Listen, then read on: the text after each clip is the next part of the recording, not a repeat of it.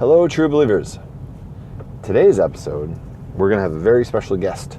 And as I said, this season, we are going to be doing lots of guests, lots of changes, lots of different things. So today's episode is probably the most different that you can expect. And on this episode, in this introduction, I'm going to tell you who she is. So the guest we have today is my mom. She used to go by the name Eileen Gould before she married my dad. And back in the day when she was at the ripe old age of 13 years old, she was chosen to sing in bands. And as my brother and I were growing up, we'd heard stories about it. I mean, we'd see the odd clipping that someone, had saved in an album or something, with an old picture of my mom singing on a stage, my Uncle Paul on the stage on the keyboards, or my Uncle Junior on guitar.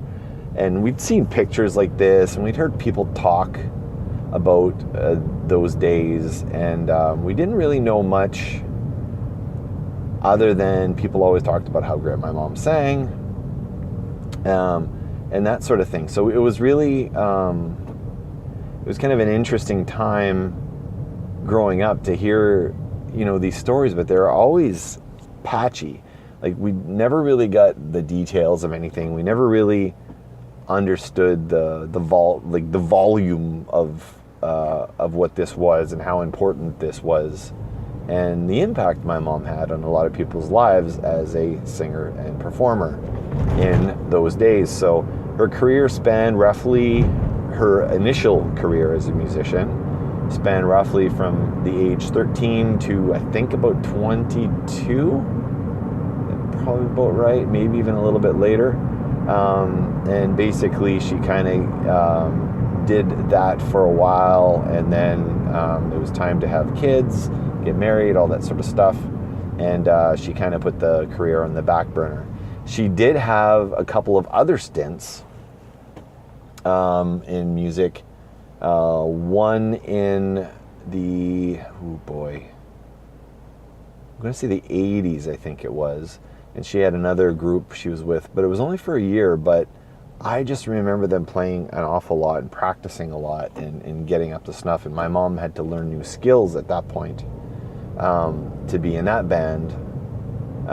So today's conversation is really, and then there was another stint where she was in another band yet again. So she's been in about 4 bands, or maybe 5.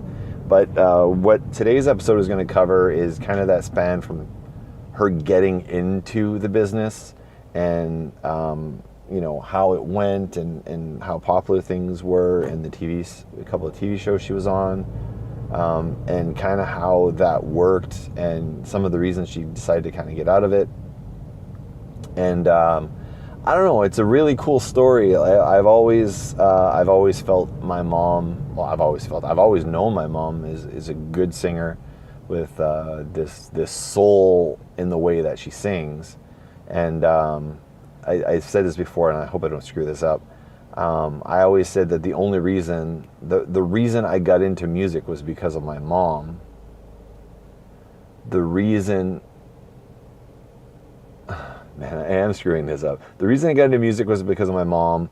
The reason I decided to perform was because of my dad. The reason I fell in love with music was because of my brother. So my family has been very, very influential on me. And there's a couple of other points I just want to make before I go into the episode. Is I want to give a lot of credit to my mom, because she is an amazing singer and she did a lot of cool things, and she still does to this day. She's still recording music to this day, so kudos to Mom.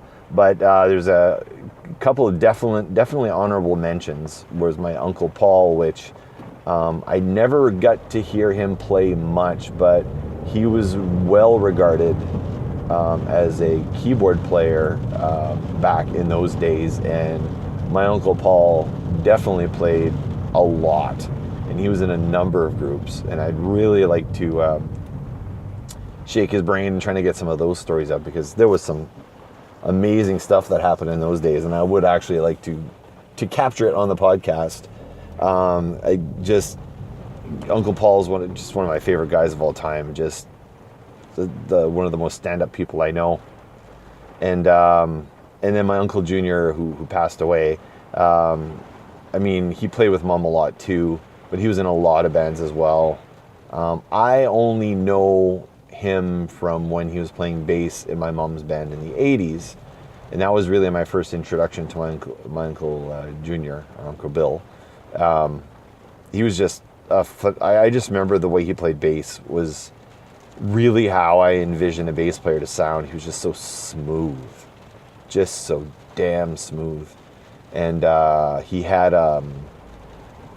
he also had a voice to him that it was this really low bass of a voice. And oh man, just when he sang in the band in the 80s with my mom, when all three of them sang, and my Uncle Junior, Uncle Bill, he only sang the occasional song, but I always look forward to when he sang because I really liked that baritone that he had. It was just phenomenal.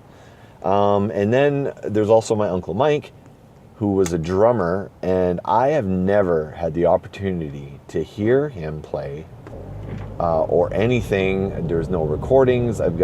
All I have are stories about my Uncle Mike and how he was this phenomenal drummer. So I think you can see where the musical gene comes from with Todd and I. Like, there's a lot of music in the family. I mean, that doesn't even include the other side, but there's tons of performers. I mean, my Uncle Ronnie was a musician for years as well.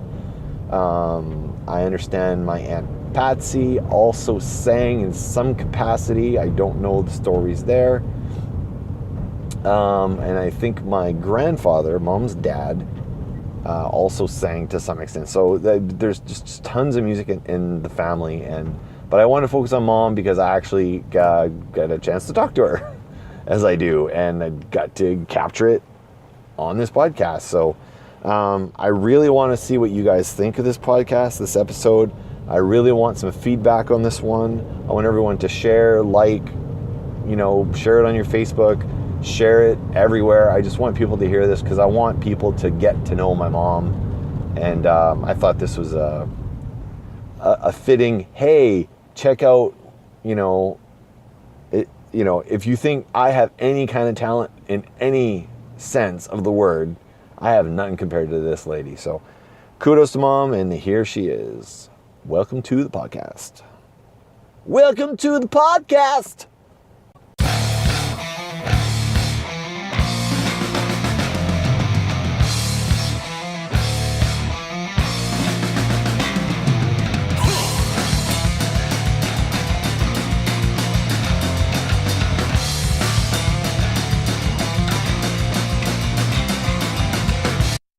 Welcome everybody to the Sean Geek Podcast. This is your host, Seanorama, and on this week's episode, we're going to go back in time, discuss how Seanorama from Dome got his beginnings, and it was based on his mom and his dad. But we got his mom on the show today, and we're going to talk about how Sean got involved in singing and where that inspiration came from. And it came from Mom. We have Mom on the line. Hi, Mom. Hi, Sean. How are you? Good. Good. You're going to be weird. This is awesome. I know, this is weird. So these podcasts, Mom, are just conversations about stuff. So I've alluded to your career in the past as a singer, one of the great singers back in the Maritimes and all this sort of stuff. So I kind of wanted to, because your Todd and I, your other son and I, are part of the scene here in Winnipeg right now. And we're kind of learning what it's like to be in the scene and all this, because we're kind of new to this whole thing.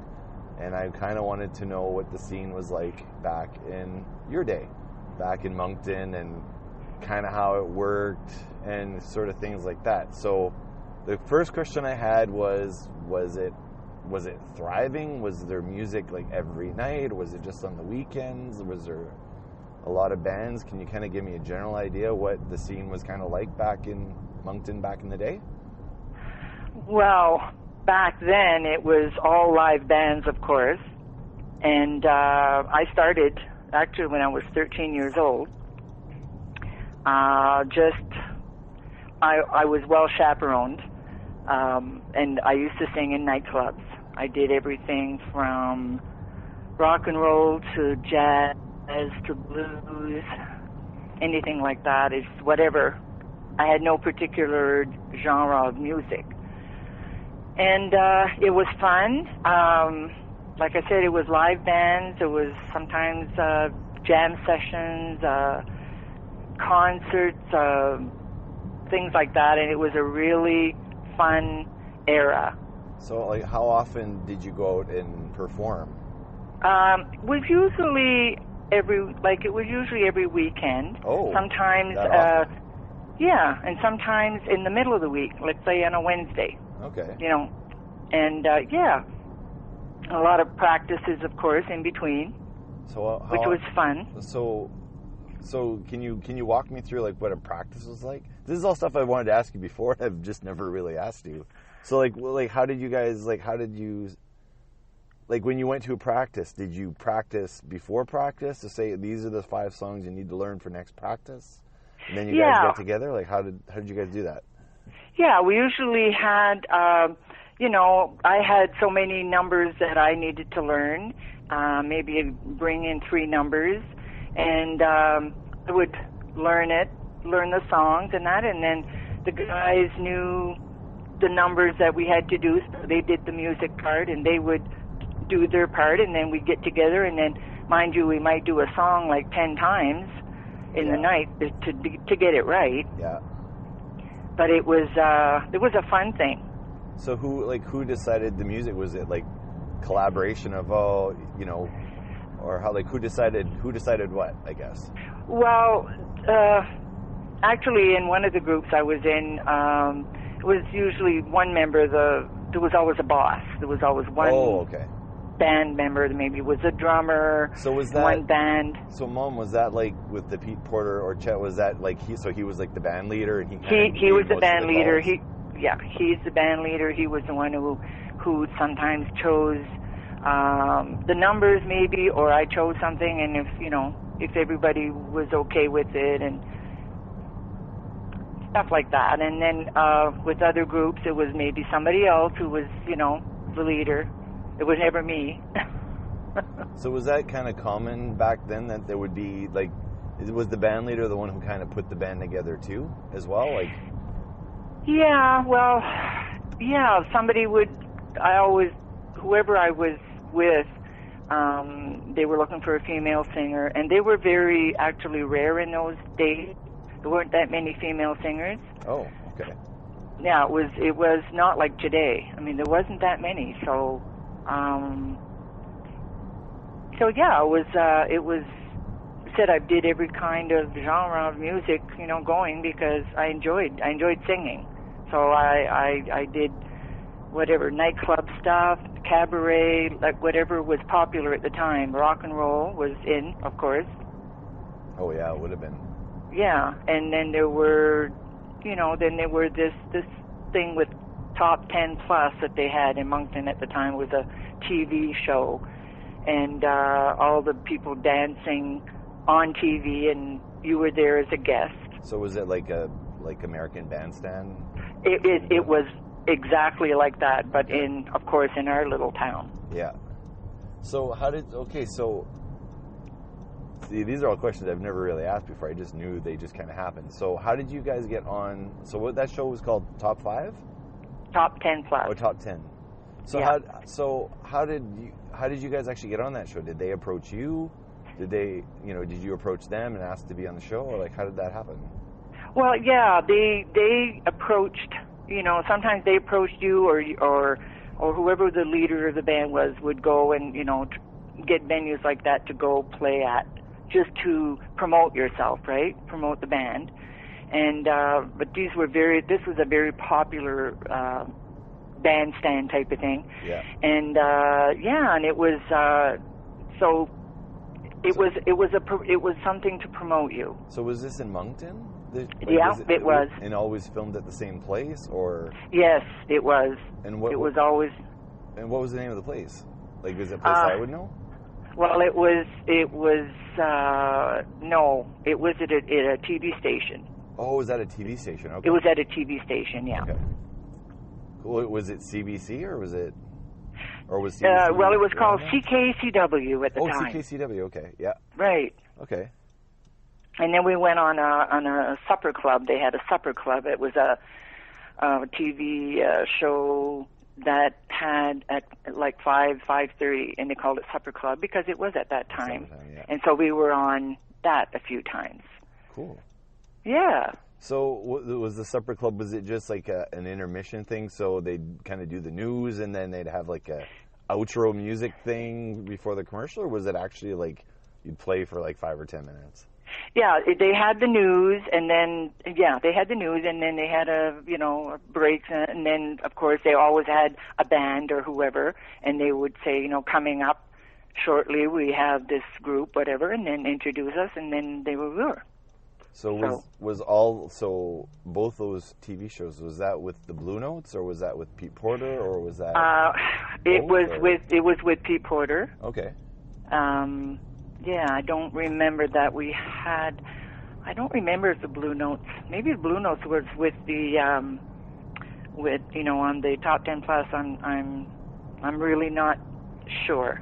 I'm just going to. That's a long time ago. Yeah, I'm just going to explain here. So, Mom was in a band called the Pete Porter Orchette, which was Pete Porter was the drummer, right, Mom? Mm-hmm. And then in that group, Uncle Paul was in that group, if I recall, right?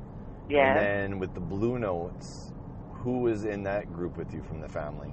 Well, it started off, the very first Bluenotes was with Gary Humes on drums. Gary Humes, yeah.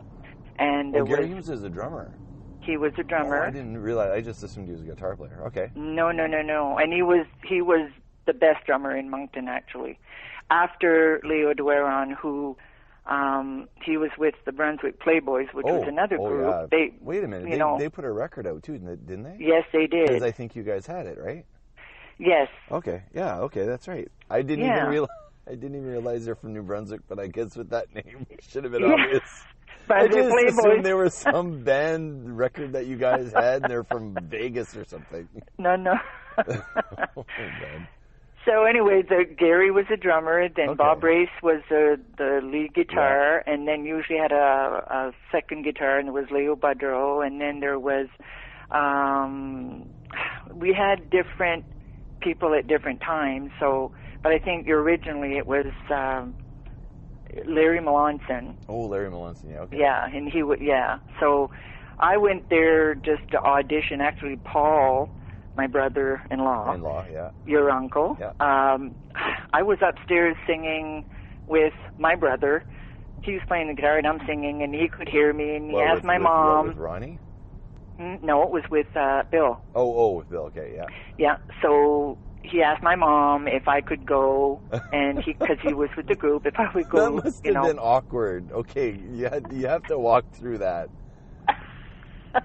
Like, were they? No, my daughter's not. Like, what did they say? Well, he asked my mom if I could, like, he played in a band, and he liked my voice, and he said, do you think that she, could come and just audition with the band that I'm with? He said, I promise that I'll get her home safely and whatever, and I was 13. So, okay, was he married to Matana Carroll at the time? Yes. Okay. Yes. So anyway, I went and auditioned, and lo and behold, I just started singing with them. Now that was with the Bluenotes. That was the Bluenotes. Okay. Yeah. And then the Bluenotes split up later on, and then they got back together with different people, but then I was not with them anymore, and then it started with the Pete Porter Orchette. So that was fun. So I was with them for quite a few years. Oh, okay. So then Paul was in the Bluenotes, and then he went to Pete and then Porter. with the Pete Porter. Oh, okay. Yeah. Okay. And then actually Bill, my brother, your uncle, he was with the group too. So he was with the Pete Porter, but he was okay for a while. And was he was playing guitar in Pete Porter? Or was he playing bass? He played the strum. Like the rhythm. Yeah, the rhythm. Sorry. Okay. That's dated, but anyway. See, I grew up knowing him just as the bass player guy. But that only happened later in life. Okay. Yeah. So, but there's a lot of memories there. But I've been with many different little groups here and there. But I mean, those are just they were just little short stints. But yeah, it was a fun era. It's a fun time. I think growing up in the '60s was great. The music was great. It still is. But how active was how many in Moncton? How many bands were there? Are we talking like a dozen bands? Or are we talking about dozens of bands? Oh, well, no, there was I don't know, maybe 7 or 8 bands. There were small bands, but these bands were big. Like they were well known. Yeah. Like there were the Gemstones and the Saxons and Pete Porter, and these were well known bands, and they were good. And sometimes they'd have an evening where they had maybe all these bands playing, one after the other. Like on one bill. Yeah. Sometimes they just had a fundraiser for something, and all these bands would show up, and they did have a fundraiser, kind of a memorial thing for the drummer in the Brunswick Playboys. He was killed in a car accident. Okay. And he was the best drummer, and then it was Gary. So when they had a big fundraiser for that, and we were all, there to do our bit, and it was fabulous. Like, my gosh, we had a nice crowd and to support that, and it was great. We did a few fundraising for things like that, for charities and stuff like that. Oh, it's always that's always a good thing. I've done. I've done a few. Oh, myself. They're I don't know. Those are always seem to be better crowds or more receptive audience for those types of shows. Yes, there is. Yeah. A lot of support. Cool. So I can't remember if I told you this before, but I'd posted on our Dome page quite some time ago.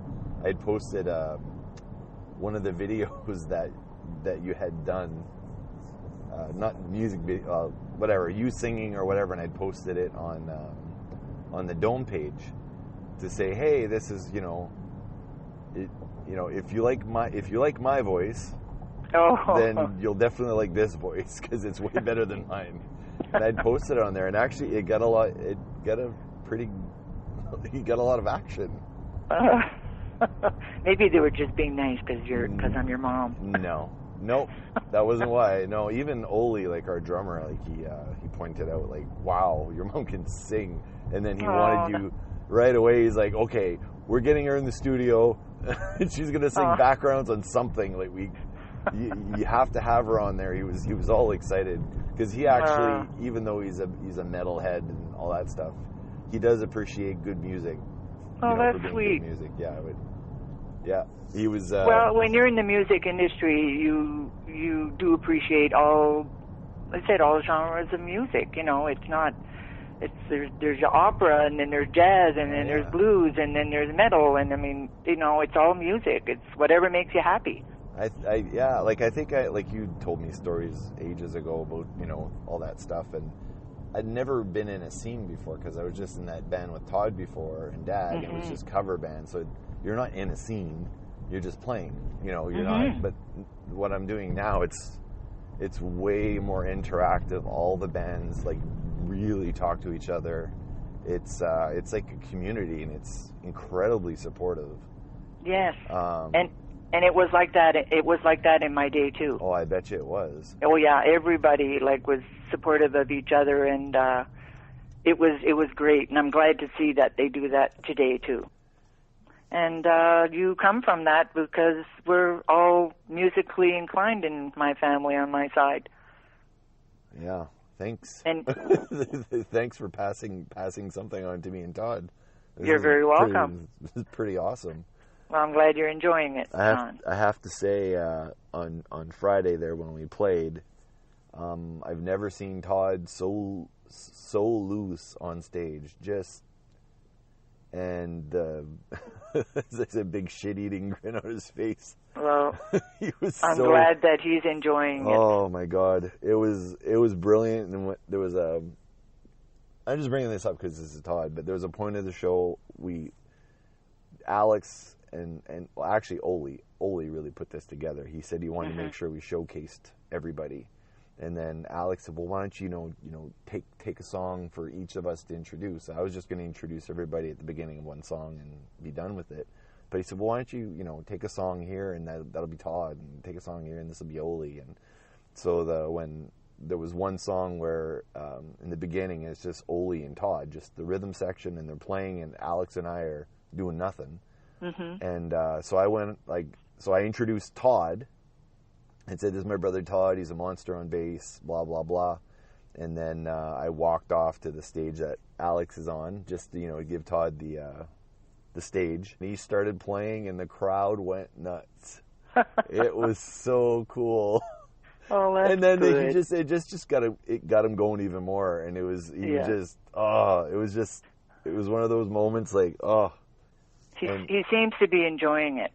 He definitely, very much. He definitely is. So, was this painful or what? Well, no, it's just like, I guess it was fun, just to reminisce a bit. I mean, it's a lot of years have gone by, but, I have a lot of great memories, and you guys are going to accumulate your own memories, too. Well, exactly. And I will be leaving something behind for you guys, which is kind of nice, too. Yeah. And my granddaughters.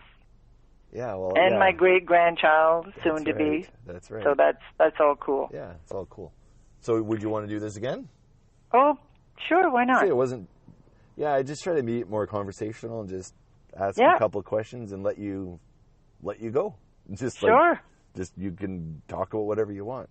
Yeah. And that's all Todd and I do. Like the last 2 episodes that we did was just Todd and I just shooting the shit. Well, there you go. Pretty much all it was. We talked about... Well, I listened to you two, and it was great. Oh, did you listen to it? Yeah, it was. Yeah, I did. Sure, I did. It was. Yeah, I went on there and listened silly, to it. But it was fine. Yeah. It was just we were just talking. So that's what my podcast is about. Is just here's what I'm thinking about today. It's nothing. That was surprising that you asked me to be on. I thought, what are we going to talk about? So if there's something you want to talk, like we can do this again. If there's something else you want to talk about, I wouldn't mind, every once in a while maybe going back talking about those old days. But maybe we could touch on some of the other groups you'd been in over the years too. And that was my mom. Hope you enjoyed the episode. I cut a little bit out at the end because I don't want to spoil anything that's going to come afterwards. But I think we are going to try to add another episode in there. Just a few other stages that we could probably talk about. So thanks for joining the podcast. And always remember, there's always a bigger fish.